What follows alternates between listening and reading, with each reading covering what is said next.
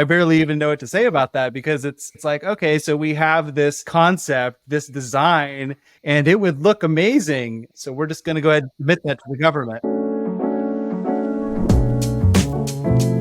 Hello, it's Jacob Hill with GRC Academy. Today I'm here with a wonderful group to talk more about the Georgia Tech False Claims Act lawsuit. Folks, if you're enjoying the podcast, please take a moment to like, comment, share, subscribe, review, all the things. Helps me out a lot. Really appreciate that in advance. Thank you all for coming on. I really appreciate your time. Julie, we'll start with you. Can you give us a little bit about your background and how you fit into this story here? I'm an attorney here in Atlanta, and my partner, Jason Marcus, and I have Bracker & Marcus, LLC. We do all False Claims Act work and have for nearly 20 years now, which you're all supposed to gasp and say, there's no way, Julie. You can't be that old, but I'll pass for now. My role in this story is I've had the pleasure and honor of representing Christopher and Kyle as they tried to make secure the federal information that has been shared with Georgia Tech researchers. Like a lot of academics, I think the emphasis has been so much on placating the principal investigators and less on securing the data. I was very pleased to have the opportunity at the beginning of the Civil Cyber Fraud Initiative to represent these guys, as well as Matt Decker at Penn State, kind of tell the same story, sing the same song, out of the same playbook. Researchers who are more concerned with their convenience and not interested in making sure they're abiding by their contractual terms. Christopher Craig. I am at Georgia Tech almost my entire career. I started out in systems administration, was working in security engineering for a while. At the time of this incident, I was the Associate Director of Cybersecurity, so I was over all internal central cybersecurity personnel. And I am now an enterprise security architect. I'm Kyle Kusa. I'm one of the whistleblowers in this case. I was a former Georgia Tech employee and a graduate twice over from Georgia Tech. I was a principal information security engineer in my last role at Georgia Tech. Julie, can you explain a little bit of how we got here? Just give us a brief timeline. This case has moved lightning quickly in terms of False Claims Act litigation, but we make glaciers look speedy. So you have to take that into account. So these guys came to me, I guess, in 2022 with concerns about what they were seeing and specifically the events that had led up to their disclosing their concerns to administration with the Astrolatus lab, which we'll get into. I spoke with them at length. We figured this was exactly what we were looking for in terms of the Civil Cyber Fraud Initiative, where the Department of Justice has basically said, we consider your agreement to keep our data secure to be material and important to our research agreements, and we want those to be enforced. So we drafted the complaint and filed it under seal, as is required by the FCA. The government did its investigation. For those playing along at home, I'll leave in there, right after we filed this case, I heard from Matt Decker in the Penn State case. And so his case was the second one I filed, but then it was the first one unsealed. So it came unsealed because the judge there decided the government had had enough time to investigate. And we went into a holding tank there in magistrate court. So then in February of this past year, the government intervened in this case, which means that they had completed their investigation, had found lots of fire for the smoke. You can read what they found in their investigation by looking at their complaint and intervention. They were actually given 120 days, I believe, to draft that and get that on file. We were waiting to see if there would be a settlement announced in the meantime. No settlement was announced, and earlier this past week, the complaint and intervention was filed. So now we have the government's take on what my clients brought, which was, we know that there's problems systemically. We know that the Astrolatus lab is one of many that are not doing what they should. The government's investigation has revealed that they were not only spot on about Astrolatus and other labs based on what appear to be depositions taken by the government, the notion that instead of scoring any actual system for its SPRS score, Georgia Tech sort of said, well, this is all of our recommendations, and if a system were to follow our recommendations, a hypothetical, or as one of the interviewees called it, fictitious. If this fictitious entity were to do everything we said, then it would get a score of 98. And so it represented that it, in fact, had a score of 98, which is kind of breathtaking to me. Well, Christopher and Kyle, tell us the story. Kind of share your perspective and give us an idea of what you all did at Georgia Tech and how you fit in here. We had just changed the firewall request process where security was doing some initial analysis that hadn't done before when we got firewall requests. One of our requests came in from the Astrolatus lab asking to open a host to the internet. When we looked into it, one of the things we were checking as a very basic was, are you running our AV and EDR tool? And are you running our vulnerability management tool? We saw that it didn't have that installed, so kicked it back to the lab to say, could you get this installed, please? And that's when it kind of kicked off this back and forth of, we won't install that. We don't approve of endpoint agents in our lab. And then they mentioned kind of offhand that they had an exception to it for, their SSP, which was, an 800/171 thing. And so that's when we were like, don't think you could get an exception that way. So we started looking into it, and then, things escalated from there. Ultimately, we were kind of told to fix very specific things, and then activity started commencing again. And then that's kind of when we started going down other routes, trying to escalate it within our leadership chain, filing out a ethics complaint, about our concerns. And then ultimately it led to filing the lawsuit. So you were on the security team that got a change request, and it looked very, very strange. And, you all knew what NIST 800/171 was, and you're like, yeah, this doesn't make any sense. Well, where did you come in, Christopher, on that? So I was Kyle's manager, and I was also the manager of Georgia Tech's GRC team at the time. And for me, it goes back earlier than that. The difference in this event is I had for years been fighting against the fact that we had frequently very loose interpretations of NIST 800/171, which I would sometimes disagree with. Sometimes they would get fixed. Sometimes I would agree to disagree. But we would work towards a solution. It might not be a solution that I was completely comfortable with, but it was a solution that at least somebody could at some level defend. The difference in this case was we found out that there was no antivirus, and also found out that it was saying that the only antivirus was running on the firewall, but several of the networks that this lab said that they were using were actually completely outside of Georgia Tech's firewalls. They had no firewalls on them at all. Kyle pointed it out first to the contract officer, which is the correct thing to do. And the contract officer notified the sponsor, and the sponsor pulled funding. And then the chief information security officer basically came down and said, we needed to stop talking about the contract officer and stop looking for noncompliance in this lab. And that's the point at which this changed from I don't entirely agree with what we're doing, but at least we're sort of trying to do the right thing and having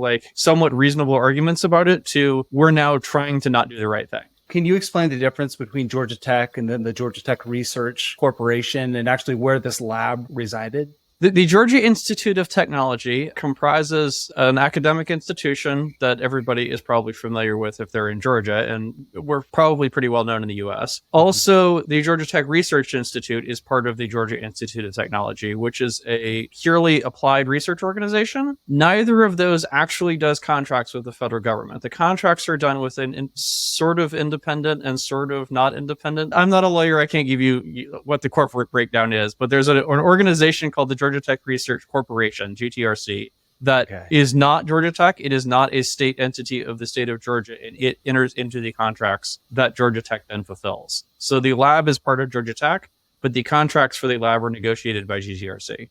I had some folks on from some universities out there, and what struck me is how much universities have going on, number one, and then potentially how separated the security and GRC teams are from the research and the work that's being done. What did that look like at Georgia Tech in your case? At Georgia Tech, at the very top level of the institution, you split into sort of three things. You have academics, you have research, and you have administration and finance. Academic is classroom instruction, and then all of these labs are under research. And each of these labs hires its own IT personnel in order to build out the IT environment for the lab. Their IT environment for that lab is completely separate from the IT environment for some other lab, of which there are well over 100 at Georgia Tech. Sometimes they're sharing configuration management or something between labs, but they don't have to be. They can completely format from bare metal. To go to an extreme, they can build all of their computers from parts and then put from bare metal all of the software on those machines by hand manually and then run with that. So there could be literally nothing in common with Lab A from Lab B. The GRC team, so if you start at the president, you go down to administration and finance, and then you go from administration and finance to the vice president of IT. And then under the vice president of the IT is the chief information security officer, and under him is the GRC team. It is an administration and finance function under IT structurally. That does play into things, which is, I think, is what you're getting to, because that means that there's no one in the management chain of the IT who's running the lab who's actually responsible for compliance. That's on a completely different part of the organization. Yeah, gotcha. And so where does that lab fit under that structure? The lab is usually, but not always, in a school which is under a college, which is then under both research and academics, but they're managed separately. So this would be research. The way faculty governance works, there's a very high degree of independence on faculty. They're under research and they're under academics, but faculty at a university are not managed usually the way that employees at a normal corporation are managed. They're off pursuing their own research projects and getting their own research grants and building their own environments in order to handle those research grants. So where does the NIST 800-171 compliance expertise actually come in for the faculty? Oh, Isn't that a good question? yeah. A good question. All right. I mean, I think the faculty expect that the GRC team be the experts. Yeah, I think I can say speculating, but having been the manager of the GRC team, there has been a problem since the inception of the GRC team that the GRC team will go in and assess an environment and they will assess it as failing to meet compliance. It will not pass compliance, and so they will not get a compliance stamp on their assessment. And then they will send that off to the contract officers, and the contract officers will go back to the principal investigator, the researcher in the lab, and say, well, we can't move forward until the GRC team marks this as compliant. At which point the researcher will come back to the GRC team and say, well, okay, what do I need to do in order to make this compliant? But that's not their expertise. They're assessors. They're not research computing people. They're not IT designers. They weren't hired and they aren't expected to know how to build something from bare metal operating system that was hand built by the IT people in this lab. They don't know how to make that compliant. They know it's not currently compliant. And so there really isn't structurally a place that we have put knowing how to design an 800-171 compliant system. That is my understanding of sort of what might be at the core of the problem. Well, you alluded to the technical issues. As the saying goes, where there's smoke, there's fire. Talk to us about that. Yeah, so there was a number of things, lack of EDR, which is endpoint detection and response. It's the tool that our SOC uses to even detect a compromise. That is bundled with our AV, and that wasn't installed at all. The VM tool is how we did vulnerability detection, vulnerability assessment. That wasn't installed. And so those two things were what originally alerted us to it, because those are basic endpoint requirements that we require of all endpoints on campus. And so the lack of them was concerning, not only just because the lack of them and they were required, but also that they were requesting that host be open to the internet for third-party research. Beyond that, there were just a significant number of controls that were either so loosely interpreted that they didn't make sense anymore there were some controls that were just marked not applicable at all. One of them that comes to mind was one about mobile code, which defines as any portable code. So PDFs, JavaScript, just marked not applicable. Mobile code is not used in the lab, but any web browser is going to be running JavaScript. And I'm sure there are PDFs used at some point. In any case, it says control the use of mobile code. So if there isn't going to be any mobile code in use, it's not applicable. You'll put not applicable. You put we have controls disabling all mobile code. So there are a number of things like that. One of the big ones that I know is in the complaint, when we started looking at the firewalls, there were multiple places where they had third-party vendors going into the environment, and they had given the third-party vendors a vendor account. So they didn't even know who in the vendor was logging into the environment. That's a huge violation of DFARS, because you have to have a background check on every person who's logging into the environment. So not knowing who the people are clearly violates that. Julie mentioned the issue with the SPRS score. So just for the audience and those trying to take notes here, we have this SPRS score that represented some sort of design. I've seen DOJ's intervention. They call it fictitious, based on a theoretical lab.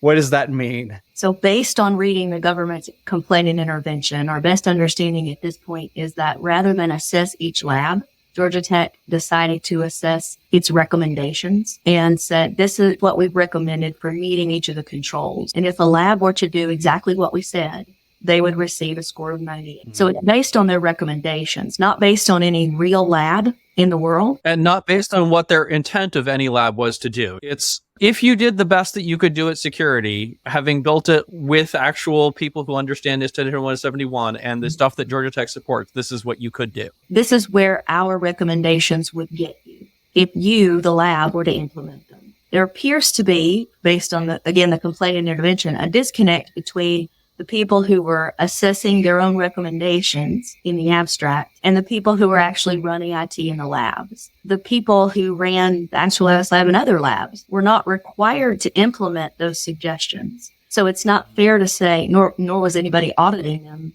based on those suggestions to the best of my knowledge. So each lab, like its own little fiefdom, it's very balkanized, had the same recommendations on what they should be doing.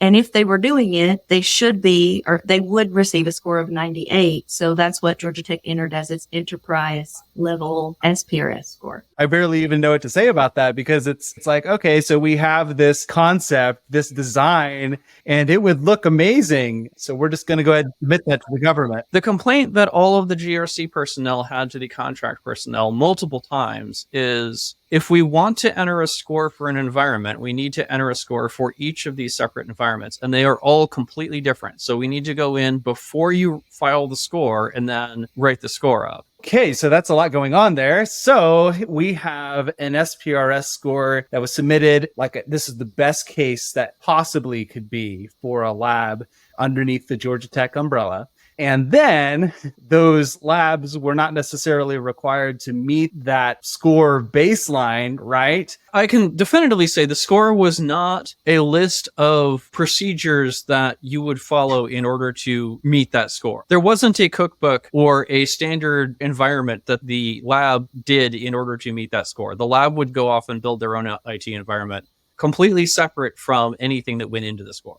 Kind of a best case scenario, the CUI is being handled within that lab, but that lab doesn't match up with that score that was submitted, and there's no documented procedures to get there. Correct. There's an SSP that is filed that says what their compliance is with 800-171 specifically, but that's not mapped back to the SPRS score either. So yes, that's correct. Well, thank you. That clears that bit up. Okay, so we have all this. There might be a forest fire here. So what did you all do to try to resolve this situation? What actually happened when you did? The first major thing we did was we went to our Georgia Tech contracting officer, who we normally work with on these matters, and just raised the issue. It was more a question posed at that point, because they were saying that they had an exception. And for all I knew, maybe they had actually gotten an exception from the DoD CIO, like it was required to have an exception. So we went to them asking about that. Like, do they have an exception? Because we found some things where they can't be compliant, because they're not compliant even with our own IT policies. And they came back and said it was a pretty major issue. So they actually stopped billing on that contract temporarily until we could get things sorted out. From there, we looped in our CISO, because it was basically the management chain of that faculty member was being looped in. So we wanted to make sure, from our perspective, our management chain was up to speed as well. And when he got involved, it was more of like, we need to kind of stop looking further into this and address these particular issues that you've identified, so we can start billing again. Because at that point, they wanted to make sure we weren't interrupting research. From there, we fixed those issues as best as we could. There was one of them that the third-party access we knew about, and we couldn't unknow about it, but there's really nothing we could do about it either, because the lab themselves didn't actually know who these people were that were logging into these systems. And then from there, that was pretty much it for that point of time. After that, I submitted an ethics complaint, because that's what we are trained to do as part of our ethics training. If there's something unethical you're being asked to do, you file an ethics complaint. That went on, maybe like 5-6 months, I think. That ethics complaint was hanging around there, with meetings scheduled, emails traded back and forth. They asked for evidence. It all really amounted to nothing, though. When it came back that they had determined nothing had happened, that's when it was like, okay, well, we need to go start looking for a lawyer, because I don't want to be associated with this. If it's I'm not getting anything at all out of unethically billing the government, for sure. So I am not going to be associated with this at all. And actually before that, I had started looking for jobs, because I just didn't feel like I could work there and be ethical anymore. And then we filed suit. We did as best as we could internally first. Hey everyone, Jacob here. Let me tell you about today's sponsor, Vanta. As the number and severity of third-party breaches continues to rise, companies are increasingly vigilant, not just about how they handle their own data, but how their vendors do as well. For compliance leaders, this means more security reviews are coming across your desk every day, and valuable time is being wasted on manual security reviews. With Vanta questionnaire automation, compliance teams can complete security reviews up to 5 times faster, giving you time back to focus on running your compliance programs. Over 8,000 global companies like ZoomInfo, Smart Recruiters, and Noibu use Vanta to save time on security reviews. Experience questionnaire automation with a self-guided product tour. No sign-up required at vanta.com/GRC Academy. That's vanta.com/GRC Academy. Thanks and enjoy the rest of the episode. And Christopher, you said you were Kyle's manager, so were you kind of working hand in hand with him and seeing all the same things throughout this process? Yeah, we were seeing the exact same things. The way that it was structured, this goes back 3 chief information security officers ago, the organization within cybersecurity. I managed at the time all of the security personnel, and the chief information security officer's job was basically to go around to all the different labs and sort of try to talk them into doing the right thing for the most part. Like there wasn't a huge amount of power in it as opposed to being able to convince people to do the right thing. What I was hearing through from the chief information security officer is basically that I was not being customer oriented enough. And by customer, he meant IT personnel and researcher, not students and contract sponsors.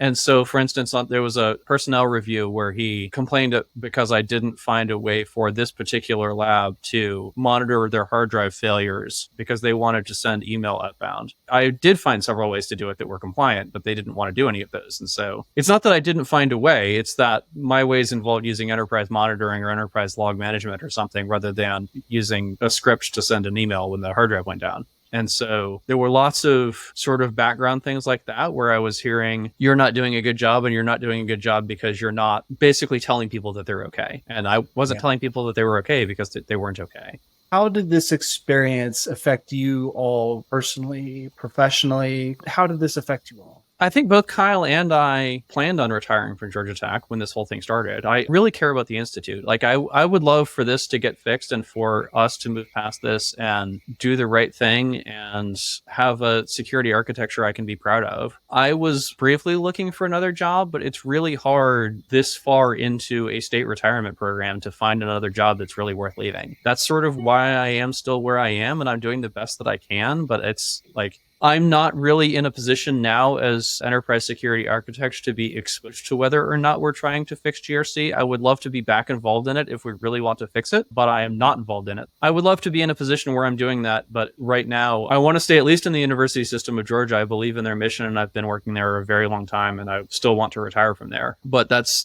how it's affected me, is that I went from managing all of the security personnel to designing architecture in a completely distributed environment where we throw lots of things together without a lot of architecture.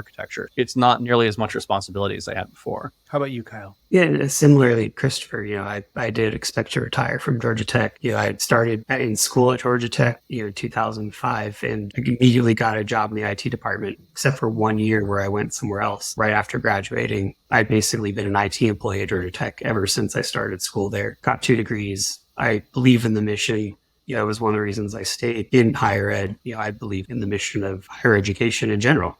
And so I'm profoundly disappointed in Georgia Tech and how this all played out. They made it to the point where I really enjoyed my job there, helped build the security department. Christopher and I were there when there were like five of us, I think, total, maybe 6. It went from that to, several 20-something employees. Most of that was actually when we started trying to beef up security for 800-171. And then just the way things kind of went south to the point where it's like I couldn't even work there anymore without having to compromise on my ethics. I'm just very profoundly disappointed with Georgia Tech. What are the lessons learned here, and how do you think Georgia Tech and other universities could make changes to make 800-171 compliance easier to do and just more efficient getting there?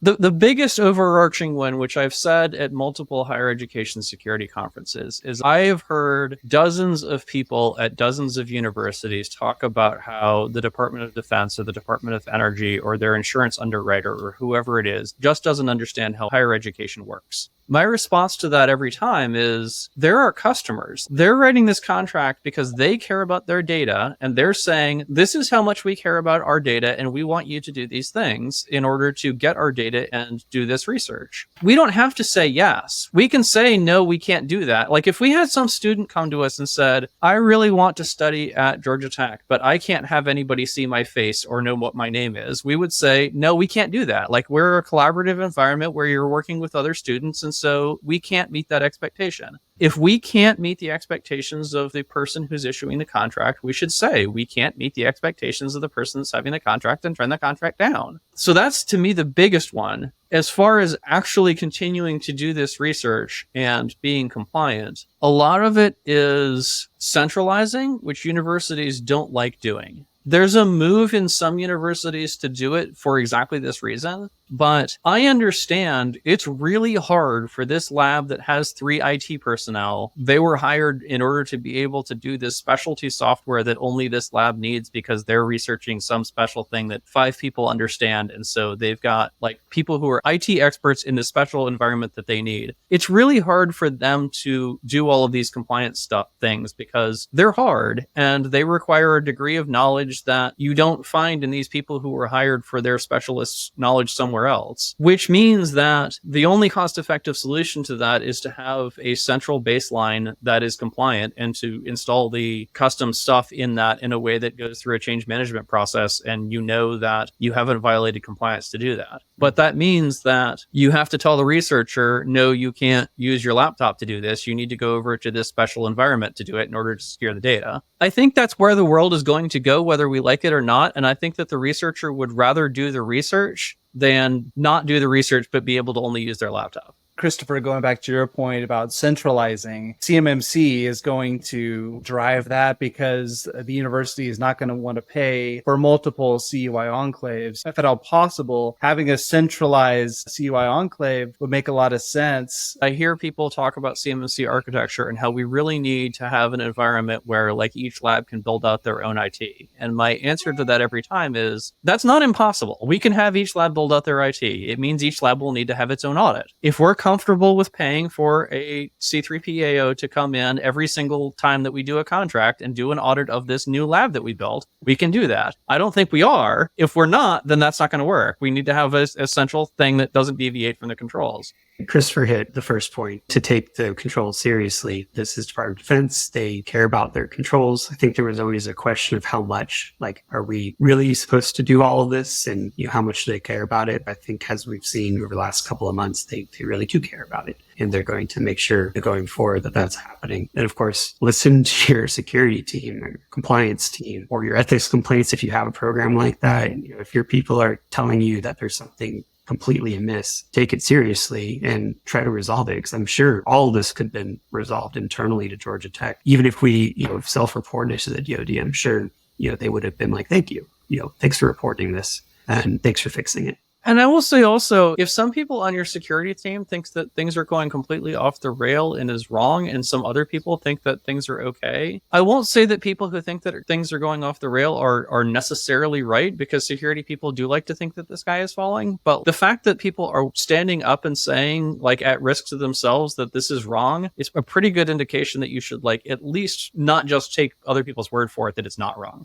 Obviously, we don't know all of what DOJ has done. They're doing things on the background. But from the intervention, we can read some sworn testimony. Can you give us an idea of what they did from what we know? I can give you an idea what generally is part of a government investigation. They have allegations from insiders who say this is what has happened. Then they start by corroborating that typically that the relators are saying the same things that other people would say. So they will interview usually former employees first, because honestly, their loyalties are different, but they're also not even arguably covered by privilege. You're not talking to someone who it could speak on behalf of the company or a controller or anything like that. So you start with your former employees. Then you may, at some point, and all this is usually done in the covert portion of the investigation, when the target that's being investigated doesn't even typically know they're being investigated. At some point, they go more overt, and they will send a civil investigative demand where they ask for documents. That might be internal chat about emails about, whatever topics that lend themselves to investigating what was going on inside the company and what was going on. The difference in the FCA, it's a fraud statute. So we're not just trying to establish what happened. We're trying to establish why it happened. Like, what was the mindset of the people who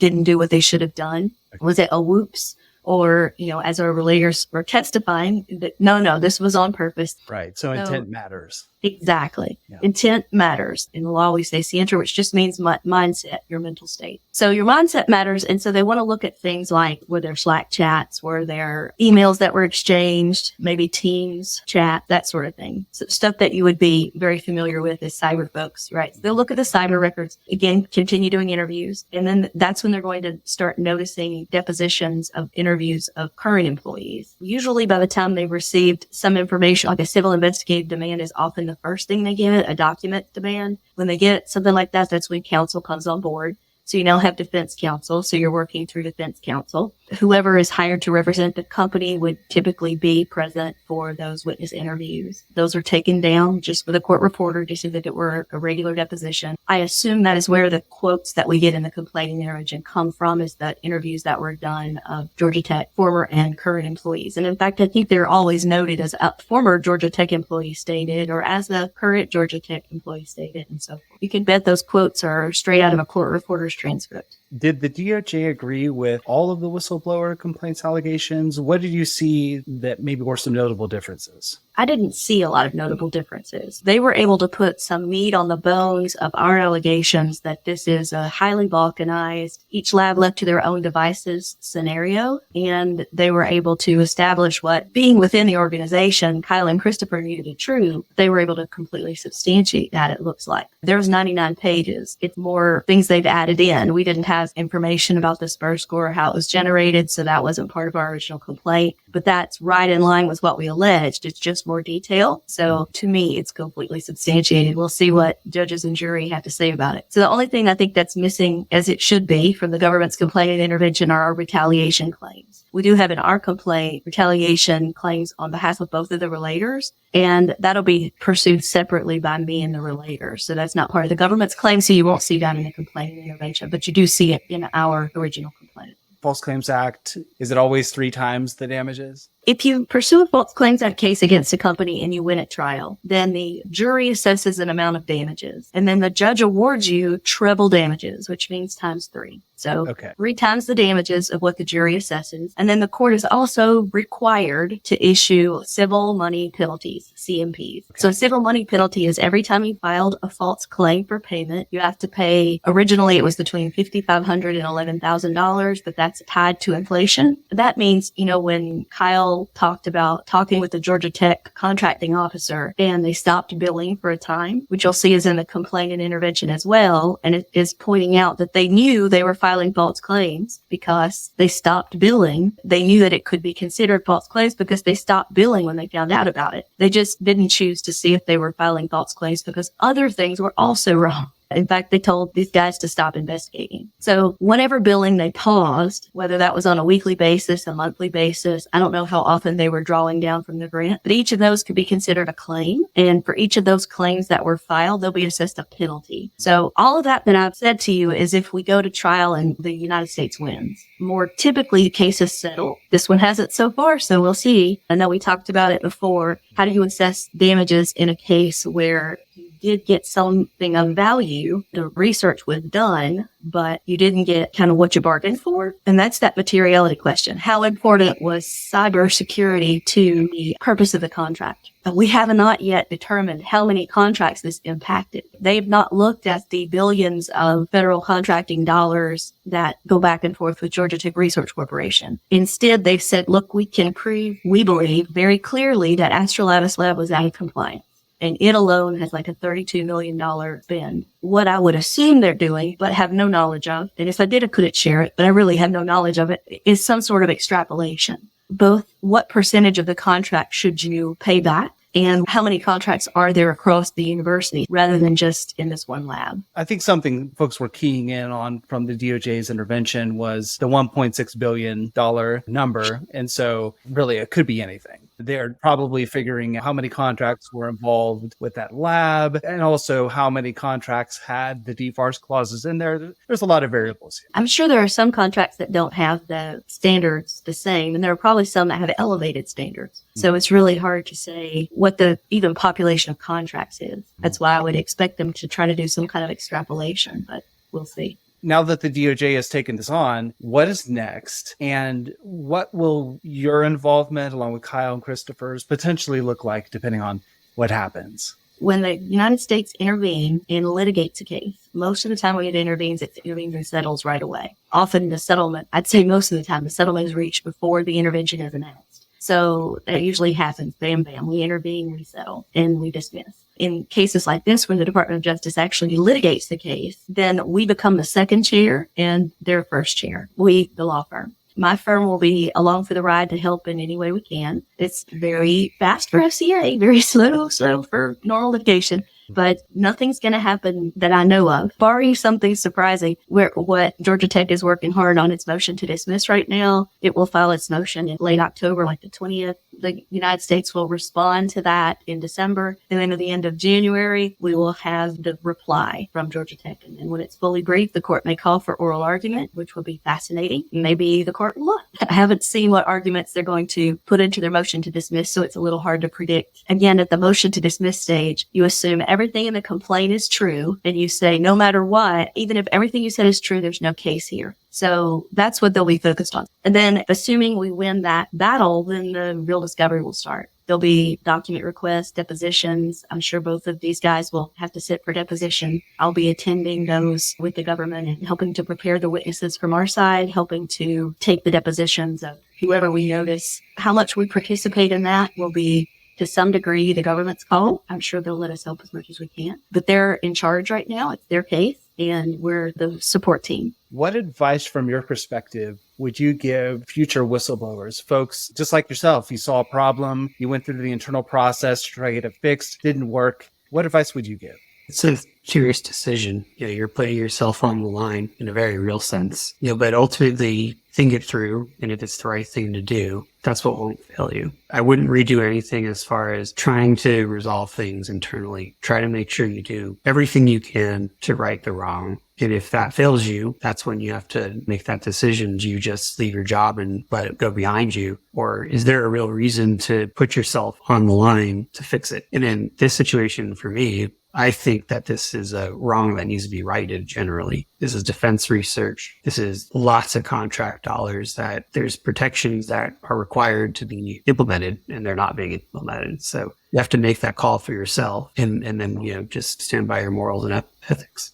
I agree with Kyle. It's a hard decision. I definitely agree. If you can work things out internally, work things out internally. I am not doing this because I expect great things to come out of this for me personally. I would much rather have worked this out internally to Georgia Tech and not filed an FCA claim. Once you've gotten to the point that you feel it has to go this way. So first off, I would say if you can get out of the organization while it's under seal, things are probably much better for Kyle than they are for me. If I weren't as tied to Georgia Tech as I am from being here for so long, and I was looking for other jobs even though I've been here for so long, but I can't make it make sense. I would try to get out if you can, but even so, I've had this conversation with people and they're like, will this be hard for you to find another job? And I honestly don't think it's that big of a deal, because the security community in general is a bunch of people who want to do security. And so I don't see somebody saying, oh, you reported that your company was doing fraud and we want to do fraud and don't want you to report us doing fraud, and so we're not going to hire you. I don't. That doesn't seem that likely to me. That's a great thing to even know ahead of time. It's like, I don't want to work for you guys anyway. Exactly. People go up there.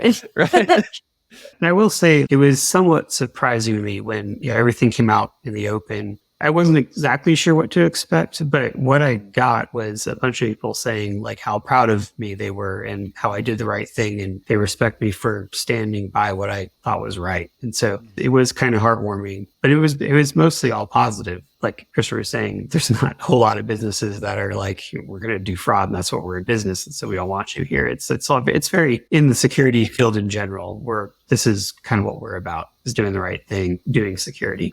I think there are other industries that are a little different, but I think you're exactly right. People who are in security are down with keeping things secure. Neither of these guys said it, but I'm going to say it for them. You need to find a lawyer. We walked through so many scenarios when we first started talking, because it's important to know you do want to report internally. For all that I'm a plaintiff's attorney, I don't want to bring a case against a company who's trying to do the right thing. You want to talk about what's under seal? I've got about 10 of these under seal that we don't talk about right now. And although once they came out from under seal, I had a relators meeting for Kyle and Christopher and Matt Decker so they could meet each other and, talk about, like, this is crazy, right? This is a weird thing you're doing and you're among the first. I can't wait to add some more relators to that club as things come out from under seal. But one of the people that I'm counseling, who now is a client, and I expect we will be filing something based on what he's seeing at a company, was very concerned about, I just don't know if they understand. I don't know if they understand what they're doing. And this is, well, I don't want to bring that case. There are plenty of people who are doing fraud, who are refusing to take the steps that their internal people are telling them to take. I was able to work with him through the process of reporting it, making sure it was reported and that it was recorded in the right ways, that he used the right words. And like Kyle, he was able to make a job transition. And, now we're working on making sure that the information gets to the right people, because it's like a fire drill. I would say get a lawyer early, get a lawyer who understands. It does not have to be me. I would love to talk with anybody who needs advice on this, but make sure it's someone who understands the cyber regulations, or you're going to wind up spending your time educating them about what NIST means and what audits are. And poor Kyle and Christopher have already done that for me. So I was lucky to get them first. But, find somebody who knows the regulations, who understands the audit, the SPRS process, the government contracting part. Not a lot of people do False Claims Act work. And then among those, make sure you find those that understand government procurement. And then inside that, DoD procurement. I do think it's important to make sure what you're concerned about is even actionable. It's possible that they're refusing to do something that maybe the law wouldn't be concerned about. It's important to kind of get that advice, I think, on the front end. That would be my number one piece of advice. Call me or one of my cohorts. Well, this has been so fascinating. I really appreciate everyone's time. Julie, if folks want to reach out to you, where can they find you? We're on the web. It's FCA Counsel, as in False Claims Act, counsel.com, or you can just go to my LinkedIn profile, Julie Bracker. Easy to find. I would just add, we don't charge for consultation. There is no barrier. If you want some advice, for legal advice, right? That sounds suspicious, but it's really true. You want to talk through something with us, shoot me a message on LinkedIn. My email address is julie@fcacounsel.com. You can find it through LinkedIn. We'll set something up to talk. Thank you so much. Really appreciate everyone's time. Thank you. Thanks for having me.